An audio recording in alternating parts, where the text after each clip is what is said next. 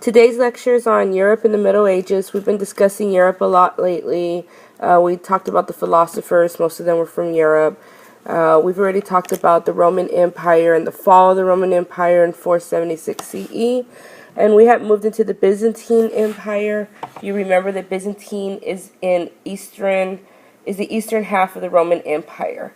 This lecture is more over the social history and political history of Europe in the Middle Ages. Middle Ages time period is the fall of the Roman Empire up until about the arrival of Christopher Columbus. Okay, we're going to take a look at a map of Europe in 1050 CE. Let's look around and see what's going on in Europe.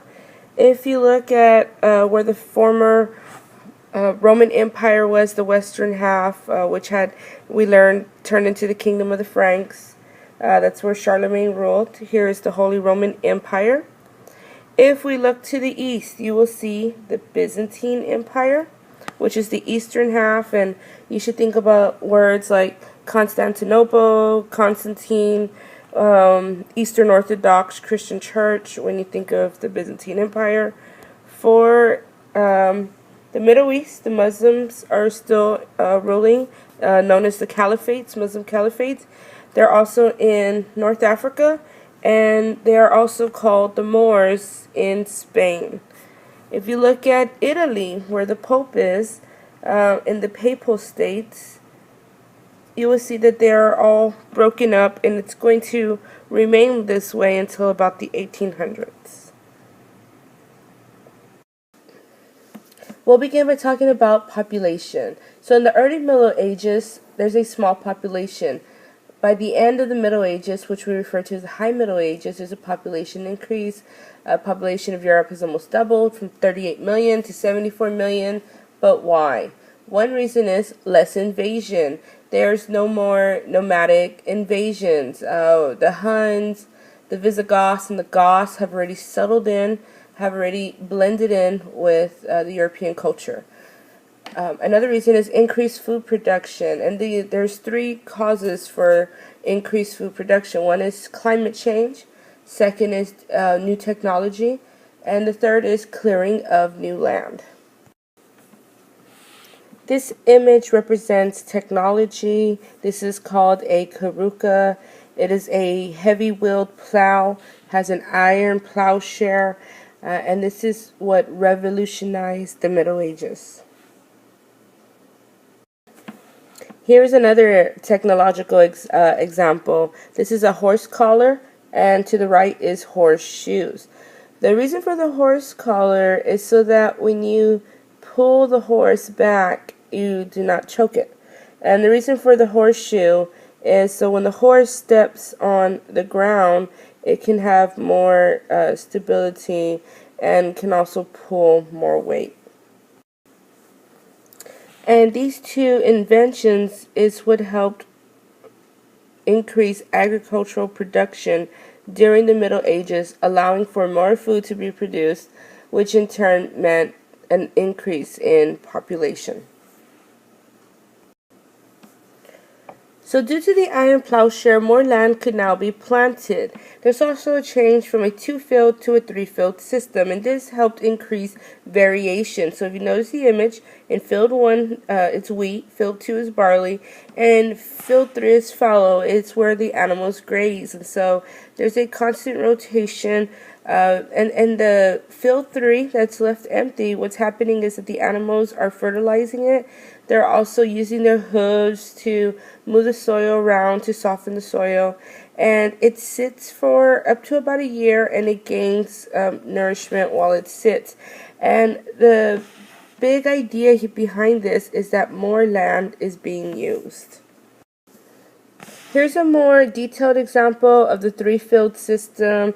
So if you would like, at this time, you can pause the video and read all the little information boxes. Okay, now we'll be talking about the farming system used during the Middle Ages. It's called the manorial system. And what a manor is, it's an agricultural estate or a piece of land that's run by a lord and worked by peasants. So the lord owns the land and the peasants work the land. One half to one third of the land would be used for the Lord, and the rest would be used for the peasants. The peasants had to work both sides of the land, and they also had to give a portion of their own harvest to the Lord. Serfs were bound to the land. They had to ask the Lord permission to leave. They could not marry anyone outside. And by the year 800, 60% of Western Europeans were serfs. They also had to pay the Lord's rent. They also had to give the church part of their harvest. And in addition to all of this, they also had to work 3 days a week for the Lord. Peasant life. So peasants lived in simple mud houses. Their life was based on the seasons. They didn't always work. The Catholics have about 50 holidays. Village church was the center of their life. Their diet consists of vegetables, cheese, nuts, berries, fruits, eggs, chickens, and owl. Owl is a type of beer. Women worked and raised children, and every day they had to make bread. And so women always had to be in the kitchen, constantly checking on the bread to see if it rised, and while they raised the children. Now we will talk about the economics of the Middle Ages. Let's focus on trade. So trade slowed during the early Middle Ages, but it revived by the end of the 10th century.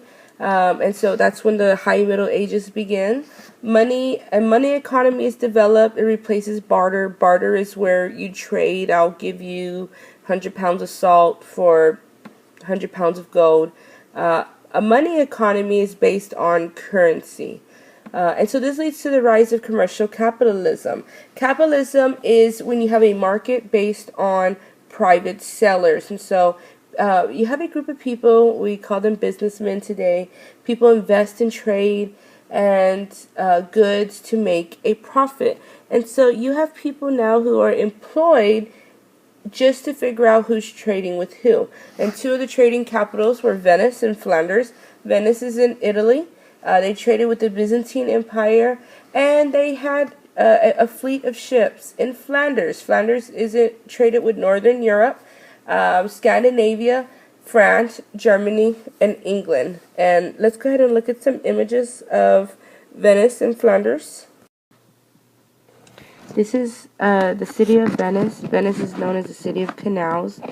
This is an aerial view. It was taken from space. If you look closely, you can see all the little canals that are going through the city blocks. This has access all around it to the Mediterranean.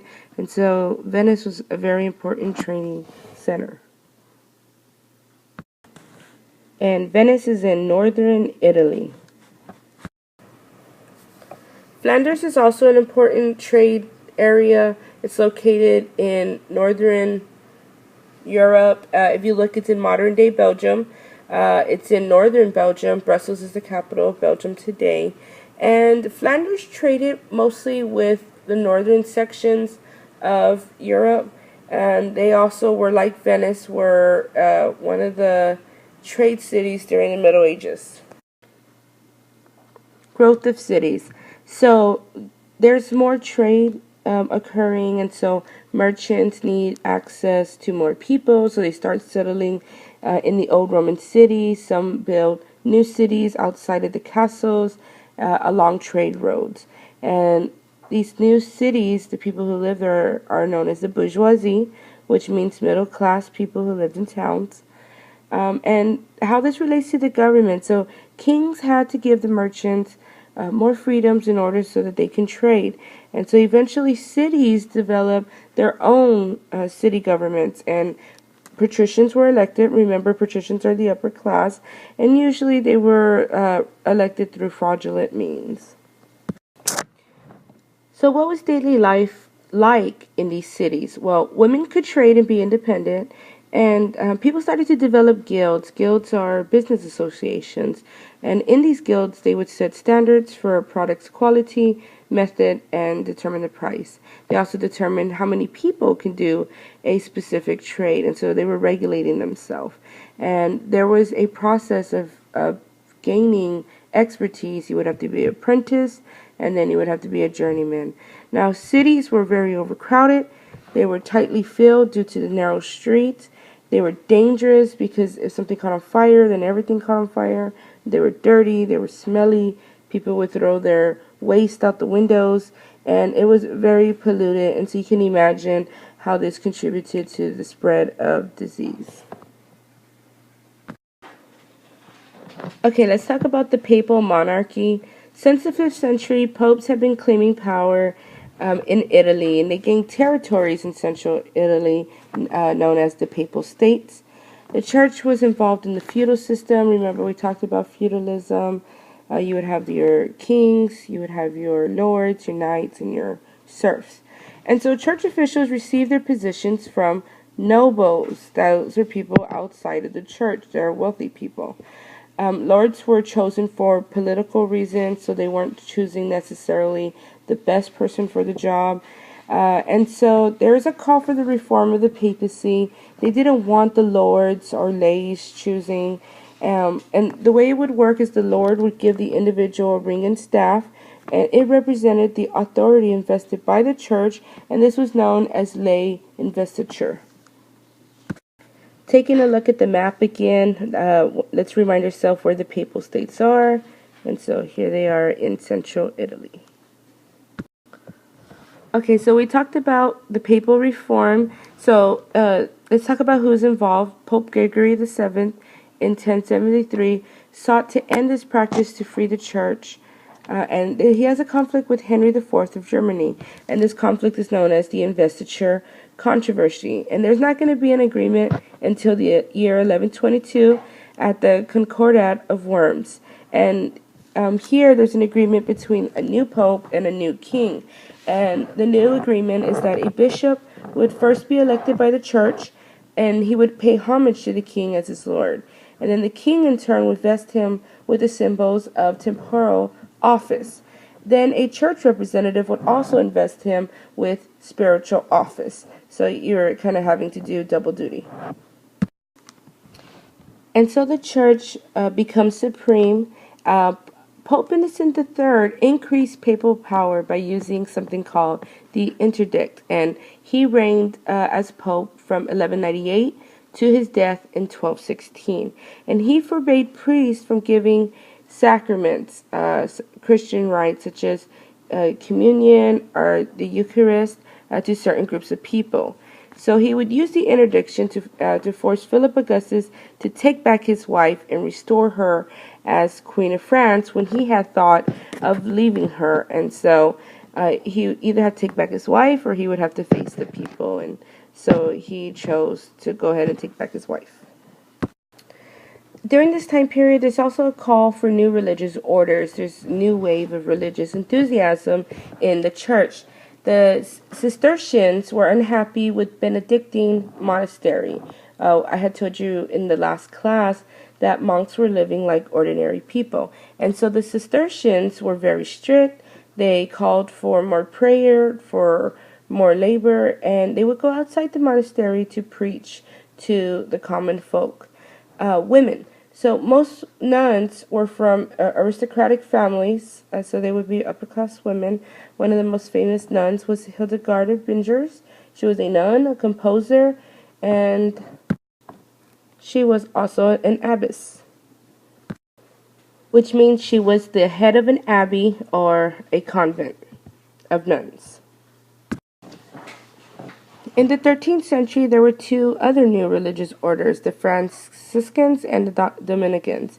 The most famous Franciscan was Saint Francis of Assisi, and they advocated to live a simple life and for monks to return to a life of poverty, and they traveled the world to spread their religion. The most famous Dominican was Dominique de Guzman, and they wanted to free the church of heresy, which is the denial of basic church doctrines. And they believed that to also live a poor and simple life. This takes us now to the Inquisition, which dealt with heretics. And it was led by the Dominicans, as we said, that their main goal was to prosecute heresy. And if people were accused, they had to perform public penance and other possible punishments. By the year 1252, if they did not confess, they were automatically executed. People of the 13th century believed heresy was a crime against God and against humanity, and they felt force was justified as they were saving damned souls. The church played a prominent role in daily life. People had to do sacraments from birth to death, such as baptism, marriage, and the Eucharist. There's also veneration of saints who were men and women considered holy. Virgin Mary was the most revered. You can look at her image, and this is a medieval image of the Virgin Mary. Holy cities, you have Jerusalem, you have Rome, where the body of St. Peter and St. Paul are located. You also have Santiago de Compostela, where the body of Apostle James is said to be. Something else that's important are relics. Relics are bones of saints or objects connected with saints that were considered holy and worthy of worship. And people believed they could produce miracles. Although many historians believe the Middle Ages was backwards in comparison to the classical period of the Greeks and Romans, there is a flourishing of some aspects of the culture, especially in academia. You have the rise of universities in Bologna, Italy. You have the University of Paris, which was in Northern Europe. And then around the year 1150, many people instead of going to the University of Paris, they went to Oxford, England. By the year 1500, there were 80 universities spanning Europe. Let's talk about curricula. You have grammar, rhetoric, logic, arithmetic, which is math, geometry, music, and astronomy. And this is where we get the modern day degrees we still use, the bachelor's, the master's, and lectures. Many went on to study law, medicine, theology, that's the study of religion and God. And after about 10 years, you can get a doctor's degree. Here's an image of Oxford University, and you can see the Gothic architecture. Continuing on with culture of the Middle Ages, scholasticism influenced theology, and it was the harmonizing of Christian teachings with philosophy, and we talked about that during our Sophie's World discussions, because Aristotle's teachings upset Christians. You also have St. Thomas Aquinas, who sought to reconcile reasoning and theology. Then you also have the use of vernacular language. Latin was the official language of the church. Vernacular language is Spanish, French, English, German. It's language used every day. The most famous piece of literature using vernacular language is Song of Roland in the year 1100, and it is a heroic poem. It is also the most famous example of chanson de geste, which is French for a heroic poem or a heroic deed, what we commonly think about heroes. You also have troubadour poetry, which entails knights, romance, and bravery. Here is the image of St. Thomas Aquinas. For architecture, many churches are built in the 11th and 12th century. Looks like I'm missing a 1 on the 11th. In the Romanesque style, which is a basilica shape, and they were dark. The other appearance of architecture is Gothic in the 12th century, with stained glass windows, and they reflected an upward movement towards the heavens. And let's take a look at the images. So these are stained glass windows. Notice the detail in the windows. And many churches still have the stained glass windows today. Okay, I've showed most of my classes the Fleas on Rats video. If I haven't, remind me to show it to you. But you have the Black Death arriving in the late Middle Ages, and it's the most devastating natural disaster in European history. And estimates vary on the number of deaths. It's somewhere between half to 2/3 of the population died of Europe between 1347 and 1351. And there are consequences of the Black Death. People believed it was a godsend, that God was punishing them for their sins. Some people believe that it was the Jews, and so it was anti-Semitism feelings by accusing the Jews that they have poisoned the wells. Trade declined because you have so many people dying. You don't have as many workers in order to produce your goods. And serfdom also declines due to falling prices. Also, in the end of the Middle Ages, you have a decline of church power. Popes are struggling over power with the head of the monarchy. At the time is King Philip IV, who wanted to tax the clergy. The clergy is a part of the church. The Pope was Pope Boniface VIII, and he believed that the state could not tax the clergy without consent from the Pope, because that the Pope was supreme over both church and state. And so the king ordered the Pope to stand trial, and the king moves a new Pope to Avignon. There's a lot of criticism about this, and there's going to be 7 popes in Avignon between the years 1309 to 1377, when finally Pope Gregory XI returned the seat of the Pope back to Rome. This next section is very important, the Great Schism. What is a schism? A schism is a division between two opposed parties. And so what's going to happen is Pope Gregory XI dies, and an Italian pope named Pope Urban VI is elected. And the Frenchmen do not like him. And so they want a French pope, and so they elect their own pope, and his seat is going to be at Avignon, where Pope Gregory XI and his predecessors were for the period of 1309 to 1378. And so they choose a Frenchman, and so now there's 2 popes. And this is the beginning of the Great Schism in the years 1378 to 1417, and it's going to last about 60 or so years, and it's going to divide Europe, and it's going to damage the credibility of the church, until finally a council in Switzerland ends the schism by electing one pope that they can agree on. Okay, we're moving on to the 100 Years' War, which is a really, really big war between England and France. And so, besides having plagues, economic crisis, and the decline of the Catholic Church, the Middle Ages also faced war and political problems. And what had began the 100 Years' War is that the King of England, King Edward III, had inherited a estate in France in an area known as Normandy. And under the system of feudalism, if you own a land, then that means you pay homage to the king. But Edward III refused to pay homage to King Philip VI of France because he believed he was the rightful heir to the French throne. And so he refused to pay homage, and so war was declared on France because France confiscated his land. And so during the 100 Years' War, there's a use of knights, cavalry, and foot soldiers, which were peasants. The first battle is in 1346 at Crécy, which is in northern France. And in 1415, the Battle of Agnicourt, which is also in France. This is where the French are ultimately defeated when King Henry V beats 1,500 French knights. A very important and prominent woman of the 100 Years' War is Joan of Arc. And she was born in 1412 to peasants in France.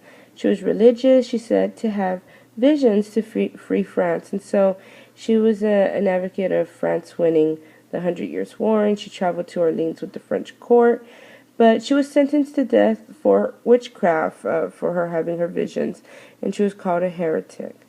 Technology used during the 100 Years' War, there's cannons, there's longbow arrows. Keep in mind, where did they get the gunpowder to explode the cannons? And it was from the Chinese.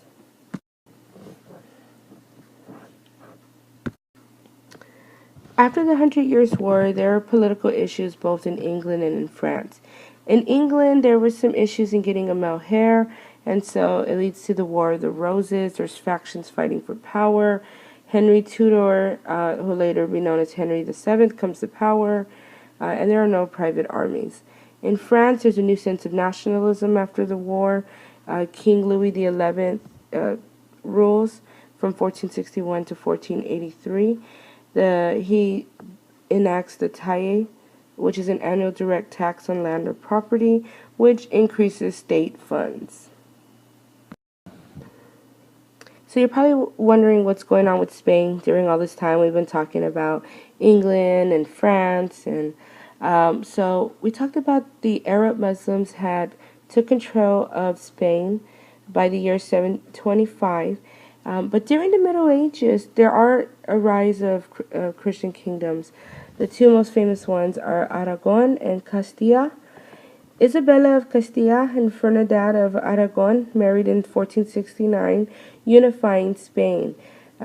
Because they were so prominent and they were able to come together, they were able to push their agenda of Catholicism, and in doing so, they expelled all Jews in 1492 and all Muslims in 1502.